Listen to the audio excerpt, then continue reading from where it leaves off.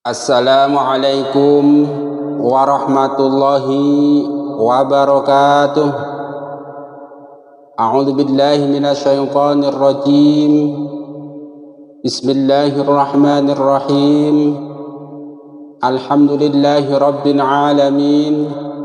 Allahumma salli wa sallim ala sayyidina Muhammad wa ala ali sayyidina Muhammad.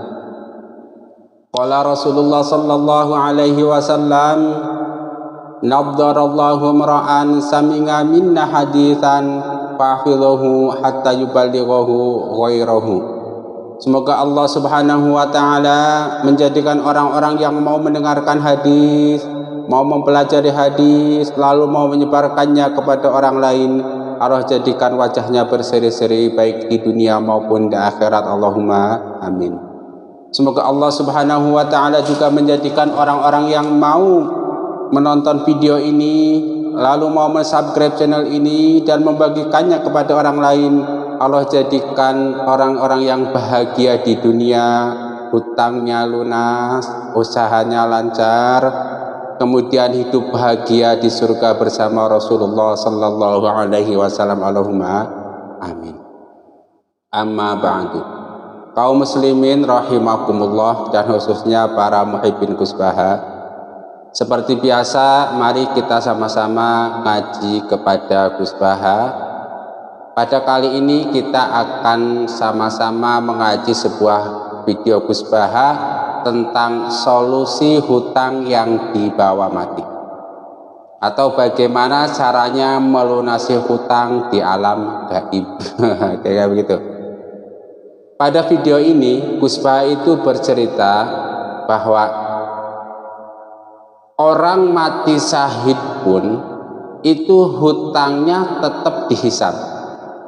Ingat, orang mati syahid pun hutangnya tetap dihisab. Satu, cuman terkadang ada para ustadz atau para youtuber yang menjelaskan berlebihan bahwa kalau orang hutang itu nggak bisa masuk surga sebelum hutangnya dilunasi. Orang sudah mati siapa yang mau melunasi? Kira-kira begitu. Itu satu. Yang kedua, suatu saat Rasulullah Sallallahu Alaihi Wasallam itu menghadiri jenazah seorang sahabat. Kemudian ditanya oleh Rasulullah Sallallahu Alaihi Wasallam, apakah si mayit ini punya hutang? Jawabnya punya. Maka Rasulullah Sallallahu Alaihi Wasallam kemudian memerintahkan kepada para sahabat supaya menyolati mayat sahabat tersebut. Tetapi Rasulullah Sallallahu Alaihi Wasallam pulang tidak mau menyolati.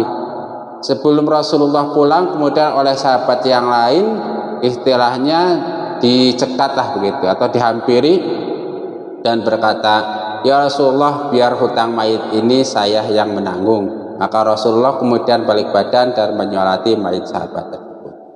Nah, kedua peristiwa tersebut yaitu bahwa orang mati syahid pun hutangnya tetap dihisab, dan yang kedua Rasulullah Shallallahu Alaihi Wasallam tidak mau menyolati seorang mayit sahabat kecuali setelah ada yang menanggung hutang tersebut. Nah, kemudian kebiasaan tersebut itu menjadi tradisi para ustadz, para kiai ketika mau menyolatkan mayit itu adalah istibro. Mayit ini bagus ya, bagus. Kemudian istihlal.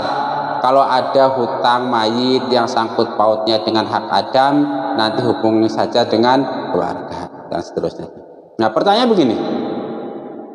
Kalau sudah terlanjur seseorang meninggal dan punya hutang, lalu bagaimana nasib nih orang, kan begitu? Atau begini, itu kalau yang sudah wafat ya. Yang kedua, ada orang mungkin entah bagaimana ceritanya dia punya hutang banyak, sehingga nggak bisa untuk melunasi hutang tersebut. Singkat cerita orang tersebut tobat. Nah, gimana nih ceritanya? Dia sudah tobat tetapi tidak punya kemampuan untuk membayar hutang. Nah, maka kita dengerin dulu apa istilah cerita Gus Baha. Gus Baha pada video ini menceritakan bahwa ada seorang beriman, ada seorang yang soleh, atau beliau mengatakan waliullah, nanti di akhirat itu akan menghadapi pengadilan di hadapan Allah Subhanahu wa Ta'ala. Si wali tersebut atau orang soleh tersebut wafat, meninggal membawa hutang yang sangat banyak. Amal kesolehan juga banyak banget. Nah, nanti orang-orang yang menghutangi ini wali datang ke hadapan Allah Subhanahu wa Ta'ala, kemudian menagih hutangnya. Istilahnya hutang di dunia ditagih di akhirat. Tetapi karena nih wali amal solehnya banyak, ya sudah, punya hutang 100 juta bisa dibayar dengan amal soleh wali, punya hutang 1 miliar bayar dengan amal soleh wali, punya hutang lagi bayar terus, sehingga hampir tertutup semua hutang-hutang itu dibayar dengan pahala amal soleh. Sehingga ketika pahala amal soleh nih wali habis, maka nggak ada wali, nggak ada lagi amal solehnya, dan kemudian si para penagih hutang di akhirat ini tetap menagih. Nah, lalu kemudian Allah Subhanahu wa Ta'ala itu mempertontonkan surga kepada para penagih hutang. Para penagih hutang pun bertanya, itu surga yang begitu indah itu untuk siapa? Yang begitu indah untuk siapa, Gusti? Kemudian kata Allah Subhanahu wa Ta'ala, untuk orang-orang yang bisa membelinya. Siapa yang bisa membelinya? Nah, kamu juga bisa membelinya. Bagaimana caranya? Misalnya itu dengan menghalalkan hutang nih wali dan memaafkannya. Kemudian kata orang yang menagih hutang, ya sudah, hutangnya saya halalkan, saya ikhlaskan, saya maafkan juga nih wali. Nah, kira-kira gitu. Nah, akhirnya di antara orang yang memberi hutang kepada orang soleh dengan orang soleh tersebut sama-sama masuk ke dalam surga. Allahumma. Nah, keterangan penjelasan Gus Baha ini kemudian membuat saya pengen tahu, tanpa sengaja itu menemukan cerita atau hadis yang sejenis di dalam kitab tafsir Ibnu Katsir, yaitu surat Al-Maidah ayat 1. Silakan bagi Anda yang kebetulan punya tafsir Ibnu Katsir, baik bahasa Arabnya, baik terjemahnya maupun syarahnya, silakan dibuka tuh surat Al-Maidah ayat 1. Nah, nanti di sana ada cerita yang mirip atau hampir sama dengan cerita ini. Nah, kemudian saya juga menemukan hadis yang sejenis itu pada kitab Al-Jami' As-Shahir karangan Imam Suyuti pada hadis nomor 123. Anda bisa membukanya. Kemudian saya juga menemukan pada kitab Fathul Kabir hadis nomor 226. Lalu dalam kitab Jam'ul Jawami karangan Imam Suyuti itu pada hadis nomor 410. Atau Anda juga bisa membuka kitab Faidul Qadir karangan Imam Al-Munawi hadis nomor 123. Nah, hadis yang dikutip dalam kitab tafsir Ibnu Katsir yaitu ittaqullaha wa aslihu dzata bainikum wa innallaha ta'ala yuslihu bainal mu'minina yaumal qiyamah. Artinya, bertakwalah kalian kepada Allah Subhanahu wa Ta'ala dan perbaikilah hubungan di antara kalian, karena sesungguhnya Allah Subhanahu wa Ta'ala akan mendamaikan di antara orang-orang yang beriman kelak di hari kiamat. Hadis riwayat Abu Ya'la dan Hakim dari Anas, status hadis ini sahih. Sarahnya itu sedikit, sesungguhnya Allah Subhanahu wa Ta'ala mencintai perdamaian. Oleh karena itu berdamailah kalian pada hari kiamat. Allah Subhanahu wa Ta'ala akan mendamaikan antara orang-orang beriman yang berselisih dengan cara memberi balasan yang lebih baik. Nah, ini salah satu pemahaman dari hadis itu begini. Allah Subhanahu wa Ta'ala itu mencintai perdamaian, apalagi sesama umat Islam, apalagi sesama orang beriman. Nah, nanti antara orang beriman yang satu dengan orang beriman yang lain, antara Islam satu dengan orang Islam lain, yang ada sangkut paut had Adam misalnya, itu akan didamaikan oleh Allah. Yang zalim dengan yang terzalimi oleh Allah Subhanahu wa Ta'ala akan didamaikan, akan diadili lah, kira-kira begitu. Nah, salah satu bentuk pengadilan Allah Subhanahu wa taala dengan orang-orang beriman, orang Islam ini, yaitu antara orang yang memberi hutang dengan orang yang berhutang, dipertemukan nanti. Kalau ini misalnya orang yang berhutang punya amal soleh banyak, maka cukuplah dibayar dengan amal solehnya. Tetapi kalau kebetulan orang yang berhutang ini nggak punya amal soleh, maka Allah Subhanahu wa taala nanti yang akan membayar hutang nih orang, kira begitu. Bayarnya apa? Itu Allah Subhanahu wa taala lebih tahu. Jadi Allah Maha Kuasa untuk melunasi hutang seseorang nanti di hari kiamat atau di alam gaib. Dengan kata lain, bagi Anda yang sudah terlanjur punya hutang banyak, sudah berusaha sekuat tenaga untuk melunasinya, kok belum lunas-lunas saja, jangan pernah putus terhadap rahmat Allah Subhanahu wa taala, jangan pernah putus dari berhusnudzon kepada Allah Subhanahu wa taala, karena faktanya nanti Allah yang akan melunasi orang-orang soleh di dunia. Jadi solusinya terus berbuat baik, terus berbuat soleh, sehingga kita oleh Allah Subhanahu wa taala dicintai dan menjadi salah satu orang yang diridhoi oleh Allah Subhanahu wa taala. Bagaimana untuk menjadi orang baik, orang soleh? Oh, gampang. Cukup ucapan 2 kalimat syahadat, lalu lakukan perintah Allah, jauhi larangan Allah, hati ikhlas dah. Nanti kita akan masuk menjadi kekasih Allah. Setelah menjadi kekasih Allah, biar Allah nanti yang mengurusi semua hutang kita betapa besar pun. Nah, intinya kita harus tetap berhusnudzon kepada Allah, tetap mengharapkan rahmat Allah meskipun hutang kita banyak, meskipun hutang kita belum terbayar sampai ajal menjemput. Tapi ini bukan menjadi alasan atau dalil kita malas pada membayar hutang, tidak. Kita berhutang wajib hukumnya membayar hutang. Nah, kalau sudah terpaksa nggak bisa membayar hutang sampai ajal menjemput, kita harus tetap husnudzon kepada Allah Subhanahu wa taala, karena nanti Allah yang akan membayar hutang-hutang kita, nanti Allah yang akan mendamaikan dengan saudara kita Islam yang lain. Salah satu hadisnya ini, ittaqullaha wa aslihu dzata bainikum fa innallaha ta'ala yuslihu bainal mu'minina yaumal qiyamah. Jadi kalau orang-orang yang berselisih, perselisihannya di dunia belum beres, nanti kita selesaikan di alam gaib. Nah, kalau di alam dunia nggak bisa, kita selesaikan di alam gaib. Salah satu persoalan yang dihadapi oleh sesama orang beriman yaitu hutang piutang. Jadi yaitu syaratnya kita harus menjadi kekasih Allah, perbanyak ibadah kepada Allah, ibadah fardu, ibadah sunat. Itu jangan ibadah yang neko-neko. Lakukan apa yang ada referensinya di dalam Al-Quran, lakukan apa yang ada referensinya di dalam hadis, lakukan apa yang ada di referensinya di qaul ulama. Itu tidak, 3 saja cukup, nggak usah yang tidak ada referensinya.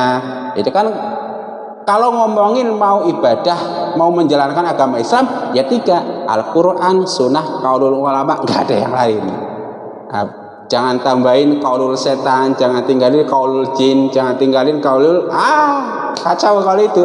Cukup 3, ijma sekat. Jadi kalau dalam bahasa terminologi fikih itu Al-Quran, hadis, ijma, qiyas. Kalau diringkaskan Al-Quran, hadis, qaulul ulama, kayak begitu ya kan. Nanti kan ada yang nambahin lain lagi, itu bahasan ilmu fikih lah. Itu hadis yang pertama ya. Kemudian hadis yang kedua, hadis yang mirip dengan cerita Gus Baha di dalam ceramahnya yang nanti linknya bagi Anda yang mau mendengarkan langsung cerita Gus Baha, linknya saya sertakan, Anda tinggal tonton saja, cocokkan bener enggak nih pemahaman saya tentang ceramah Gus Baha tersebut, yaitu bahwa selain itu ada sebuah hadis dalam Sunan Ibnu Majah nomor 2408 yang intinya menjelaskan bahwa Allah Subhanahu wa taala akan melunasi hutang orang Islam yang berniat melunasinya. Hadis bunyinya hadis, mamin muslimin yaddanu dainan ya'lamullahu minhu annahu yuridu ada'ahu illa addahullahu anhu fid dunya. Ini status hadisnya sahih sesuai lafal fid dunya. Jadi seharusnya nggak usah pakai fid dunya, Jadi Allah Subhanahu wa ta'ala akan melunasi hutang-hutang orang Islam yang berniat melunasinya. Hadis riwayat Ibnu Majah nomor 2408. Artinya, tiada seorang muslim yang berhutang dan Allah mengetahui jika ia hendak membayarnya, terkecuali Allah akan melunasinya di dunia. Nah, hadis ini satunya sahih kecuali lafal itu. Jadi singkatnya begini, orang berhutang itu terbagi menjadi dua. Pertama, orang berhutang yang niat melunasinya. Yang kedua, orang berhutang yang tidak berniat melunasinya. Maksudnya tidak berniat gimana? Mungkin dari awal dia berhutang itu sudah enggak niat bayar, udah hutang aja. Kebayar syukur gak ya udah. Nah, ini orang yang kayak gini yang enggak ditolong oleh Allah. Dalam konteks hadis ini ya, tentu kalau ngomongin hadis yang lain beda cerita. Nah, tidak niat membayarnya itu kan ada kalanya di awal, di tengah atau di akhir. Misal di awal, ketika kita pinjam utang kepada orang lain, kita niat bayar nih, niat lah, utanglah misalnya 100 juta, nanti pasti saya bayar. Waktu pinjam ngomong begitu dan hatinya memang niat membayar. Nah, kemudian nanti pas waktu berjalan belum, di tengah-tengah perjalanan hatinya sudah enggak niat lagi. Mungkin karena ada perselisihan atau apa, yaudah nggak akan saya bayar sekalian hutangnya karena dia sudah begini. Nah, itu kan berubah dari niat yang tadinya niat bayar di tengah-tengah itu jadi nggak niat bayar. Nah, ini juga insya Allah masuk hadis orang-orang yang tidak ditolong Allah. Nah, kemudian yang ketiga, waktu pinjam niat bayar, waktu di tengah perjalanan niat bayar, pas akhir nggak niat bayar. Nah, ini juga insya Allah orang-orang yang nggak baik lah. Nah, kira-kira orang-orang yang niat membayar itu gimana? Ya, mungkin yang awalnya niat bayar, pas tengah-tengah perjalanan niat bayar, pas akhirnya juga tetap niat bayar. Nah, ini orang jenis ini insya Allah oleh Allah itu akan ditolong di dunia untuk melunasi hutang-hutangnya. Dan kalau terpaksa dia hutangnya belum lunas, insya Allah dengan rahmat Allah nanti di alam gaib, yaitu di hari kiamat, juga akan ditolong oleh Allah Subhanahu wa ta'ala. Kalau begitu, nah kebetulan pada teman-teman yang masih punya hutang, mulai dari sekarang luruskan niat, luruskan hati. Bismillahirrahmanirrahim, saya akan melunasi hutang-hutang saya seluruhnya. Itu niatnya. Kemudian lanjutkan dengan ikhtiar sekemampunya. Yang kerja kuli bangunan, silahkan kerja kuli bangunan, dapat untung sedikit sisihkan, walau 1.000, 2.000, 10, 20.000, sisihkan ini untuk bayar utang. Sebagai apa? Sebagai tanda, sebagai bukti bahwa kita sudah berniat membayar utang, bahwa kita sudah berikrar kepada Allah Subhanahu wa ta'ala akan melunasi hutang-hutang kita. Nah, kalau kebetulan orang-orang yang dapat proyek besar, omsetnya ratusan juta, sama. Misalnya dapat untung sebulan 100 juta, sisihkan. Ya, 1 juta, 2 juta, 10 juta, 20 juta, atau 20, 30 juta, sisihkan untuk melunasi hutang. Sebagai tanda bahwa kita itu akan melunasi hutang, sebagai ikrar kepada Allah Subhanahu wa ta'ala bahwa kita akan melunasi hutang. Kalau nanti ditakdirkan oleh Allah meninggal hutang belum lunas, insya Allah nanti hutang-hutang kita itu akan dibayar oleh Allah dengan rahmat Allah Subhanahu wa ta'ala. Jelas ya? Di sini mamin muslimin yaddanu dainan ya'lamullahu minhu annahu yuridu ada'ahu illa addahu Allahu anhu fit dunia. Allah tahu, Allah itu maha tahu hati kita.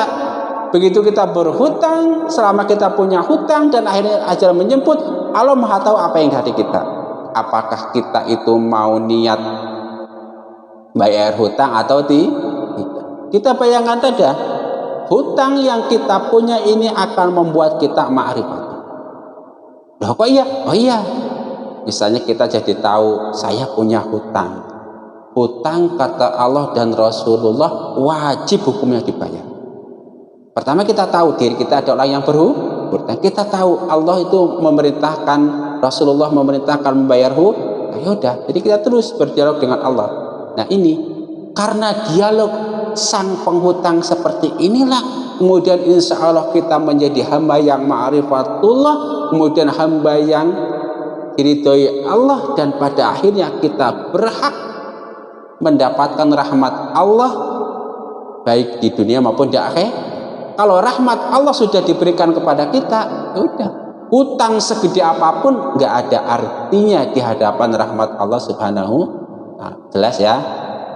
Nah, tapi kemudian lagi-lagi dalil ini bukan dalil pembenar untuk tidak membayar hutang, tetapi dalil supaya kita tetap berhusnudzon kepada Allah, supaya kita tetap mengharapkan rahmat Allah pada situasi-situasi ketika kita itu nggak bisa membayar hutang walaupun sudah berusaha semaksimal mungkin. Disingkat kata, kalau di dunia kita nggak bayar hutang, nanti kita berharap kepada Allah di akhirat, di alam ghaib, Allah akan melunasi hutang-hutang kita dengan rahmatnya. Jadi kalau kata Gus Bahar, yang penting kita jadi orang soleh dulu. Kalau sudah jadi orang soleh, gampang dah urusannya. Mudah-mudahan bermanfaat, dan bagi Anda yang mau mendengarkan ceramah Gus Bahar langsung, insya Allah nanti saya tuliskan linknya, atau yang mau menghafalkan hadis yang saya ada,